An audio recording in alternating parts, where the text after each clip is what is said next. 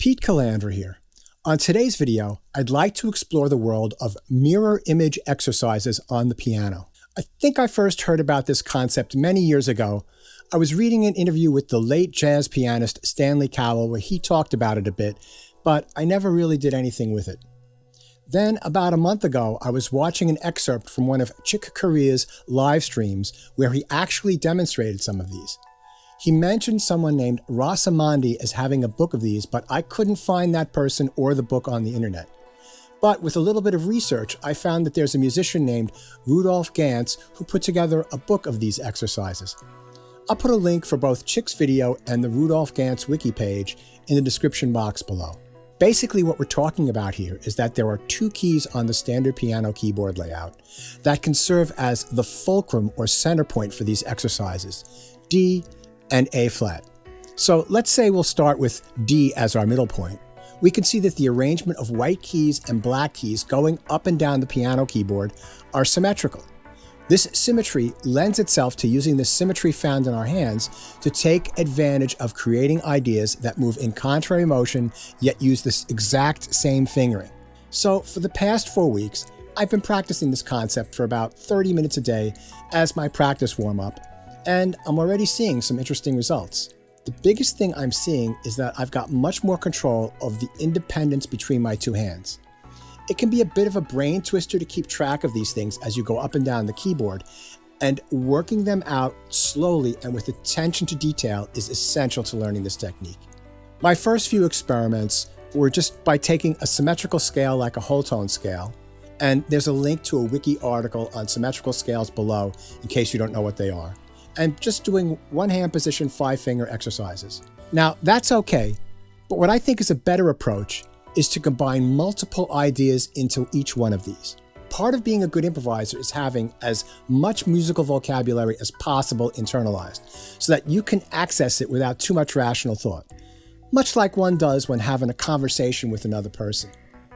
So I started finding out that combining melodic, articulation, harmonic, and rhythmic concepts to these exercises really helped to develop my technique. And if you add to that having different articulations in each hand, or even different rhythms in each hand, then you're getting somewhere. If you like this video, give a thumbs up. For more content, please subscribe, and to be notified, ring that bell. Leave any comments or questions below. Now, if you want to follow along, I have a link in the description box for a PDF to download for free with this material for you to use. Thanks so much for watching, and let's get right into it. Let's take a look at our first mirror image exercise right here. If we look at the right hand, it's done in one hand position, and it's a 3-note phrase, and then a second 3-note phrase. And then the whole thing is transposed up chromatically. And the right hand does the exact opposite. Now, for this first bit, I'm going to turn the metronome on so you can hear me doing some of the practicing, but in subsequent bits, the metronome gets a little bit obnoxious, so I'll turn it off. But you should always be practicing these things with a metronome on. I do every day. All right, let's try this here. So what I would say when you first are starting to do these things is to make sure that each hand is secure before you start playing them together. So for example,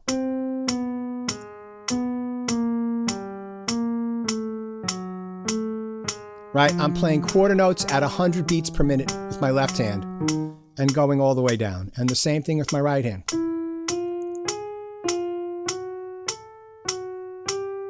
And so forth. And then you put them together slowly, making sure that it's even and in time. I'm going to stop at 1 octave.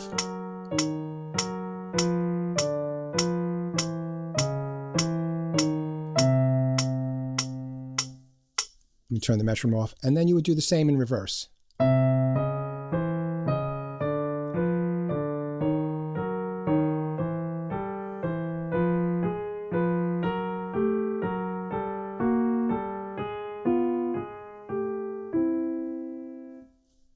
Now, how do you build up speed and velocity with this?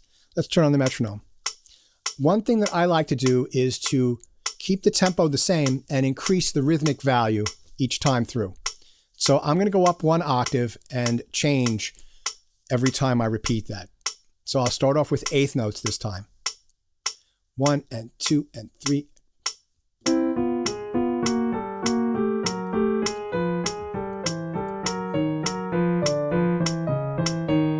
And then you would reverse it. Then I would do triplets, eighth note triplets.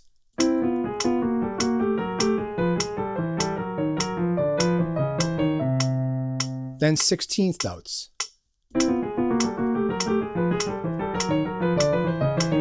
See, I wasn't writing the click right at the beginning of that.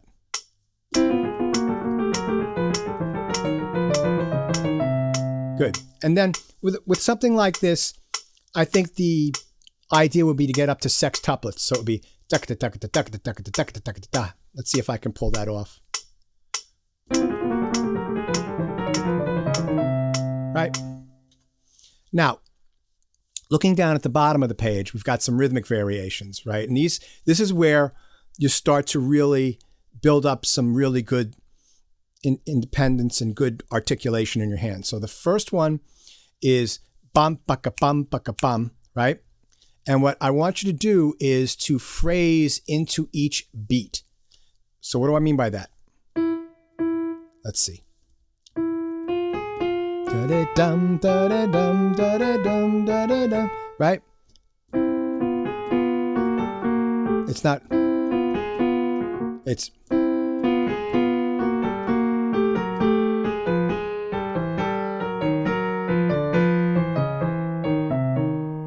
and then the second one is, so you're ticka-ta, ticka-ta, you're phrasing into that long note.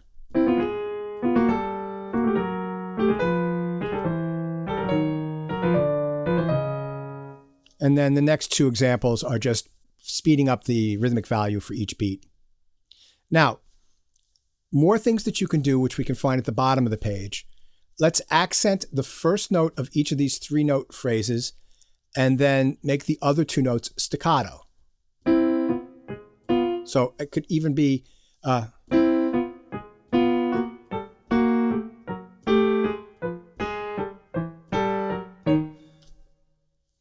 accent the second note.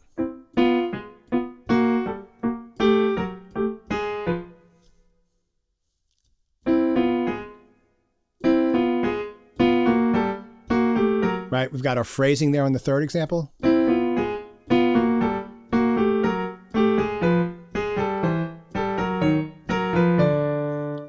This is a fancy way of, or notating the second example of the rhythmic variations. I would probably play it something like that. Now, other things that you can do, right?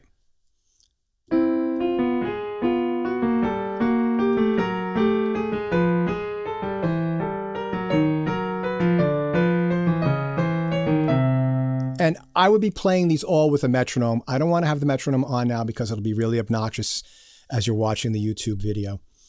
Right, so what I did was had a different rhythm in each hand. You can do things like play your left hand staccato and your right hand soft and legato. Let's see if I can pull that off.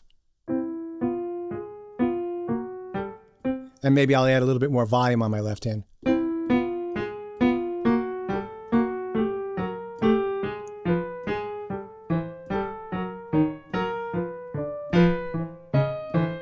See, this is where you start to look at your independence together, right? And then you can do the reverse.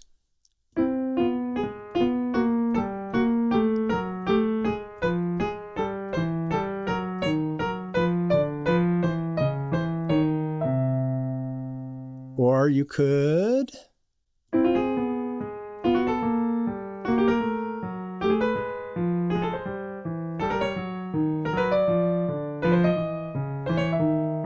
right? Whatever you can think of, keep a diary, make notations, write it out on paper, have a little piece of manuscript paper, keep a diary, and then eventually put it into a notation program so that you can make your own little book. All right, let's move on to our next example. So on page 2, we have example 2, and this is a 4-note pattern instead of 2 3-note patterns as the previous example was. And this, the way I conceive of this is that it is a diminished triad approached from a half step below. So let's play through this one.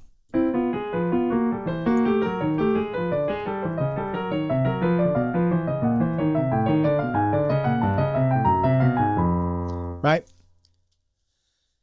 That's really cool. So with this one, again,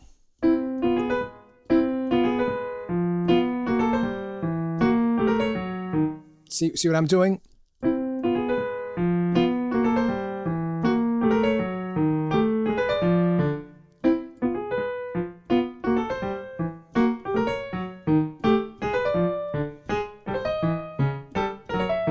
So I'm practicing all this rhythmic vitality, and I'm adding this interesting, right? Interesting shape that I can play over chords in my left hand when I'm soloing. Now, another thing that you can do to stretch this one out, in addition to some of the rhythmic and articulation variations I talked about in the previous exercise, is this one you can play as chords. What I mean is you play the first note as written and then the next three notes together. And they could be. It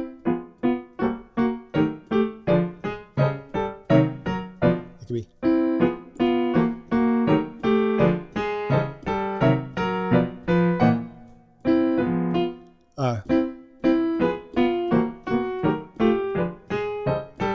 See, different in each hand.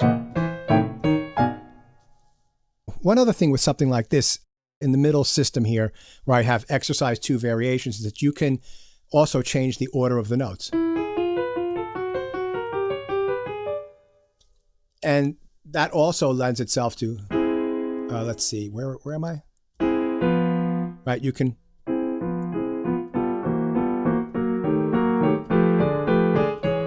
Right, you can play those chords like that. Lots of really cool stuff here. So in the next one, in the right hand, we've got an ascending major 7th chord starting on the 7th. Right? Major 7th and an F major triad. And then in the left hand, we have, starting on the root, a major 7th chord descending. And you notice that we've got our first note, and then the next 3 notes are interesting. In the right hand, well, in any ascending hand, it's a triad, major triad. In any descending hand, it's a minor triad.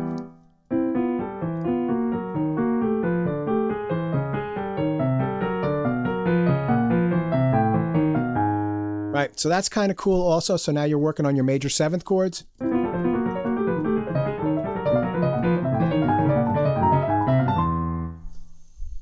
And then coming down.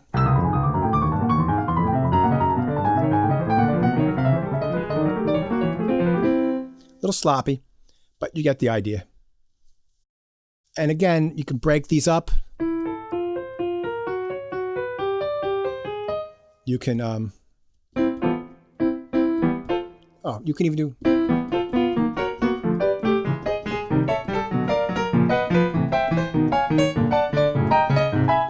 Right, so anything you can do to vary it and make it difficult for you to get your mind around the rhythm, so you have to practice it a little bit. All those kinds of things stretches your brain out, stretches your mind out, gets your hands used to doing different things, and it really, really will work wonders for your technical facility. Let's move on to our next example. Now, this is one of the first ones that I did, and I decided to keep it because I want to show you something with this. So what this is, just major thirds in whole tones, right? And then descending. So we get something like this.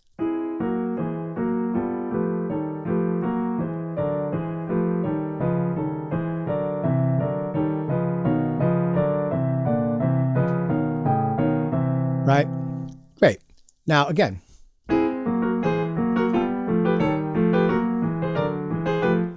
Working on your phrasing.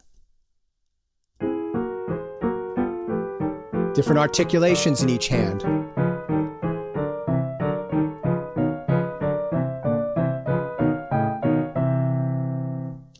What's also cool about something like this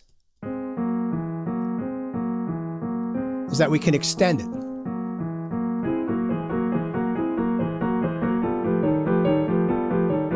So I'm getting extra work on the outer fingers of my hand, But again, we can also do rhythmic and create some polyrhythmic exercises.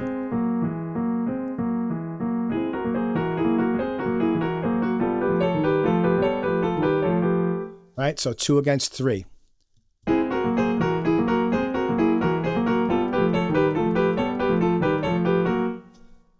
Really, there's so many things that you can do.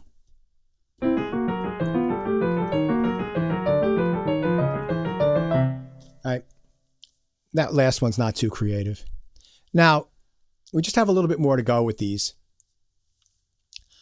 I haven't practiced these yet. I've written these, but I just wanted to show them to you. So the top one is a quintuplet in 16th notes. I would probably practice it as 8th notes, straight 8th notes, but a grouping of 5 notes, right?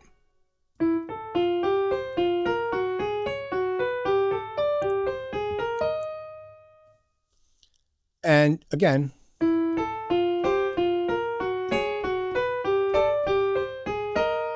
anything you can do to practice these things and break them up and to be creative with how your variations of them would be really helpful. Now, the bottom one, exercise 6, be very careful when you do this one. This is major sevenths. It's an expansion of the last major seventh one in that we go up the full octave in each hand. So.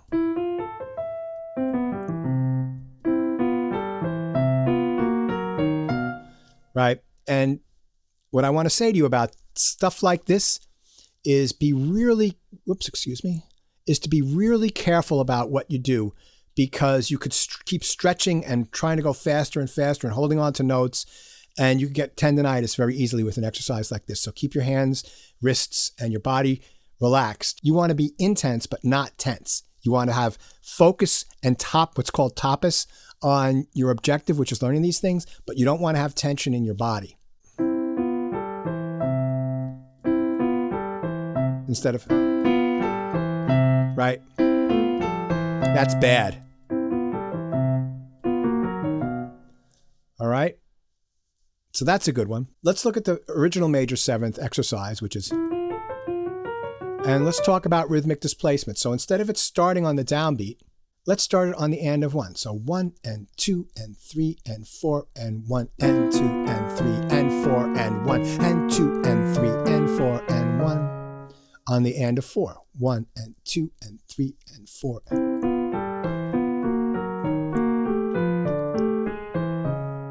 On 4, 1, 2 and 3 and 4 and 1 and 2 and 3 and 4.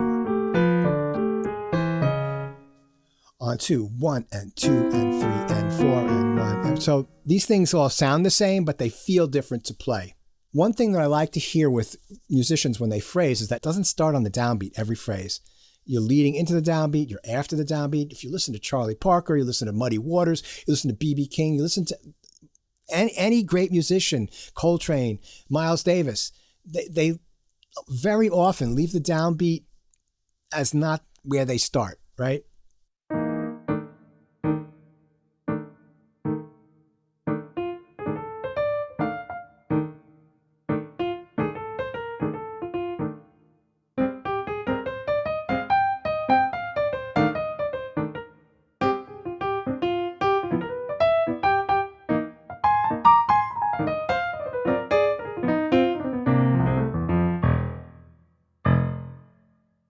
So you could see with these things that there's so many variations you can do. And I haven't even talked about doing things that are more than just 5-finger exercises, right? So for example, let's say we wanted to practice some scales.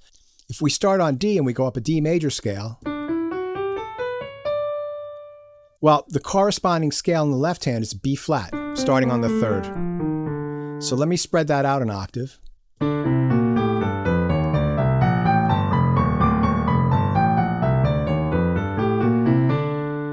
And then the same thing with arpeggios and all sorts of stuff. And then I think the final thing would be to take a melodic figure, like a bebop head or something like that, and find the inverted mirror inversion of it and play that in your left hand and play those together. Again, as I said, there's a link in the description box below for a PDF about this. This is the first time that I've done a piano technique video. If you've made it this far, I don't tend to really feel comfortable doing those things because even though I've been playing piano since I was 6 or 7 years and I was a New York City professional pianist for most of my adult life, my whole piano education is so unusual and not by the book. I have my own ways of doing things, and as a result, I'm not comfortable with teaching piano technique. This is something that I was inspired to do by watching that Chick Corea video, and I wanted to share it with anyone who wanted to watch this video.